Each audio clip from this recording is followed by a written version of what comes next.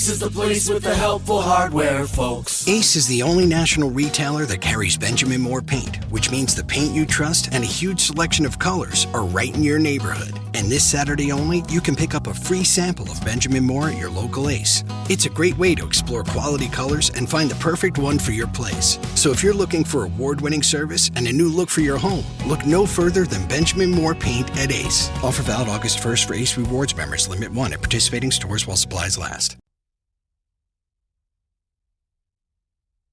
लीजिए सुनिए देवकीनंदन खत्री के लिखे उपन्यास चंद्रकांता के दूसरे भाग का 19वां बयान मेरी यानी समीर गोस्वामी की आवाज में।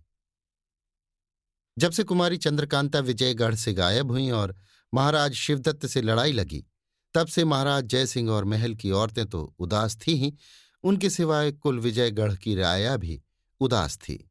शहर में गम छाया हुआ था।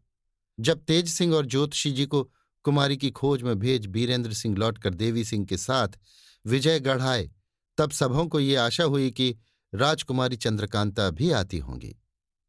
लेकिन जब कुमार की जुबानी महाराज जयसिंह ने पूरा हाल सुना तो तबीयत और परेशान हुई। महाराज शिवदत्त के गिरफ्तार होने का हाल सुनकर तो खुशी हुई, मगर जब नाले में से कुमारी का फिर गायब हो जाना सुना तो पूरी नाउम्मीदी हो गई। दीवान हरदयाल सिंह वगैरह ने बहुत समझाया और कहा कि कुमारी अगर पाताल में भी गई होंगी तो तेज सिंह खोज निकालेंगे, इसमें कोई संदेह नहीं। फिर भी महाराज के जी को भरोसा न हुआ। महल में महारानी की हालत तो और भी बुरी थी।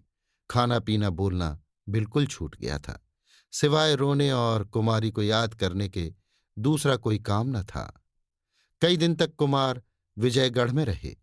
इस बीच में एक दफे नौगढ़ जाकर अपने माता पिता से भी मिलाए, मगर तबीयत उनकी बिल्कुल नहीं लगती थी। जिधर जाते थे उदासी ही दिखाई देती थी। एक दिन रात को कुमार अपने कमरे में सोए हुए थे। दरवाजा बंद था।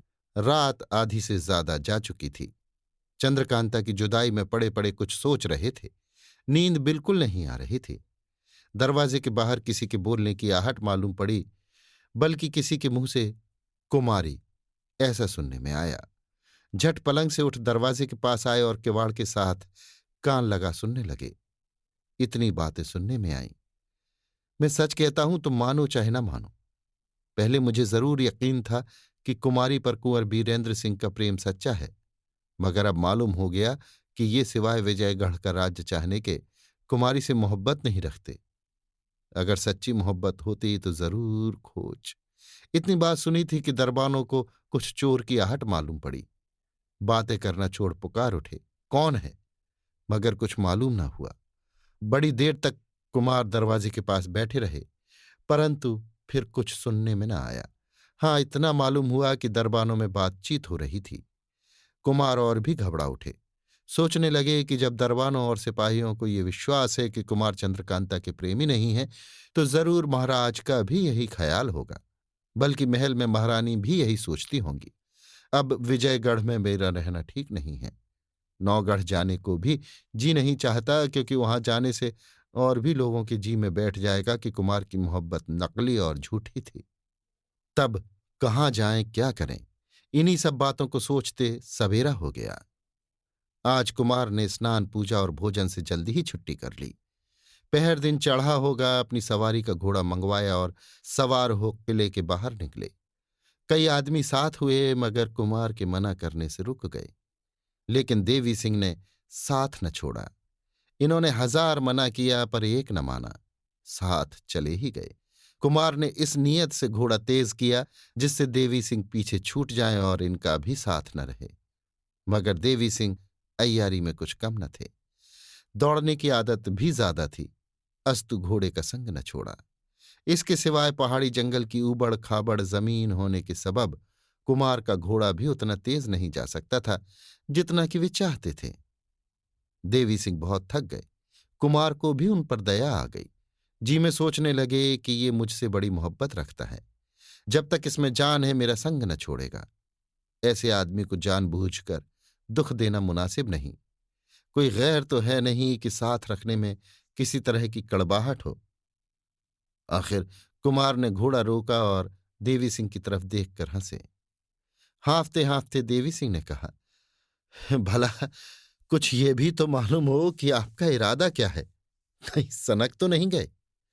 कुमार घोड़े पर से उतर पड़े और बोले, अच्छा, इस घोड़े को चरने के लिए छोड़ो, फिर हमसे सुनो कि हमारा क्या इरादा है। देवी सिंह ने जीन पोश कुमार के लिए बिछाकर घोड़े को चरने के वास्ते छोड़ दिया और उनके पास बैठकर पूछा, अब बताइए, आप क्या सोचकर विजयगढ़ से बाहर निकले। इसके जवाब में कुमार ने रात का सारा किस्सा कह सुनाया और कहा कि कुमारी का पता न लगेगा तो मैं विजयगढ़ या नौगढ़ न जाऊंगा। देवी सिंह ने कहा, यह सोचना बिल्कुल भूल है। हम लोगों से ज्यादा आप क्या पता लगाएंगे। तेज सिंह और ज्योतिषी जी खोजने गए ही हैं। मुझे भी हुक्म हो तो जाऊं, आपके किए कुछ न होगा। अगर आपको बिना कुमारी का पता लगाए विजयगढ़ जाना पसंद नहीं तो नौगढ़ चलिए, वहां रहिए। जब पता लग जाएगा विजयगढ़ चले जाइएगा। अब आप अपने घर के पास भी आ पहुंचे हैं।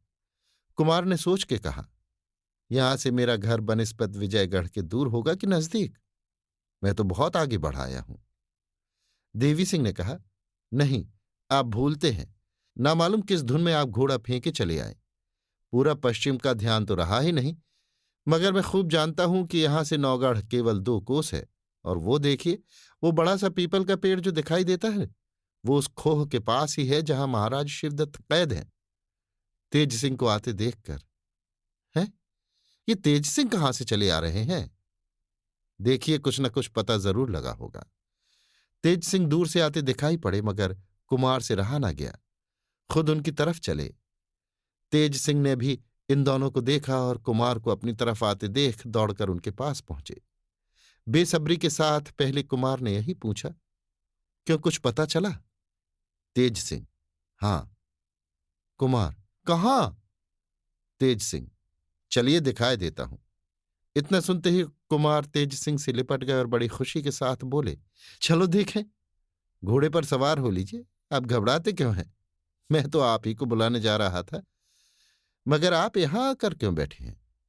कुमार, इसका हाल देवी सिंह से पूछ लेना, पहले वहां तो चलो। देवी सिंह ने घोड़ा तैयार किया, कुमार सवार हो गए। आगे आगे तेज सिंह और देवी सिंह, पीछे पीछे कुमार रवाना हुए और थोड़ी ही देर में खोह के पास जा पहुंचे। तेज सिंह ने कहा, लीजिए, अब आपके सामने ही ताला खोलता हूं, मगर होशियार रहिएगा, कहीं अय्यार लोग आपको धोखा देकर इसका भी पता न लगा लें। ताला खोला गया और तीनों आदमी अंदर गए। जल्दी जल्दी चलकर उस चश्मे के पास पहुंचे जहां ज्योतिषी जी बैठे हुए थे। उंगली के इशारे से बताकर तेज सिंह ने कहा, देखिए, वो ऊपर चंद्रकांता खड़ी हैं। कुमारी चंद्रकांता ऊंची पहाड़ी पर थी। दूर से कुमार को आते देख मिलने के लिए बहुत घबराई। यही कैफियत कुमार की भी थी।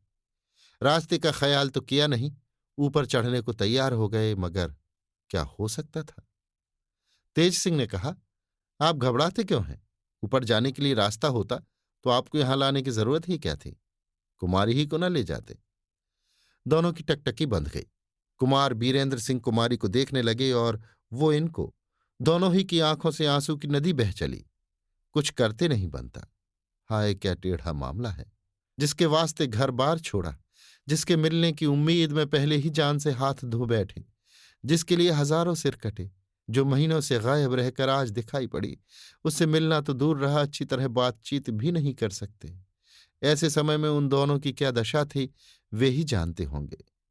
तेज सिंह ने ज्योतिषी जी की तरफ देखकर पूछा, क्यों, आपने कोई तरकीब सोची? ज्योतिषी जी ने जवाब दिया, अभी तक कोई तरकीब नहीं सूझी, मगर मैं इतना जरूर कहूंगा कि बिना कोई भारी कार्रवाई किए कुमारी को ऊपर से उतारना मुश्किल है। जिस तरह से वे आई हैं उसी तरह से बाहर होंगी। दूसरी तरकीब कभी पूरी नहीं हो सकती। मैंने रमल से भी राय ली थी, वो भी यही कहता है। सो अब जिस तरह हो सके कुमारी से ये पूछें और मालूम करें कि वो किस राह से यहां तक आई, तब हम लोग ऊपर चलकर कोई काम करें।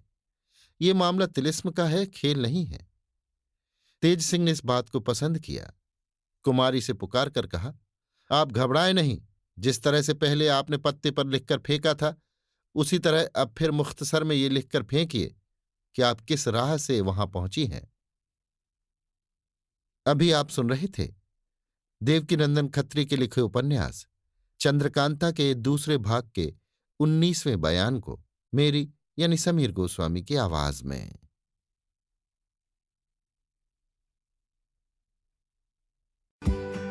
Now is the chance to use reliable energy to grow your money with the Dominion Energy Reliability Investment.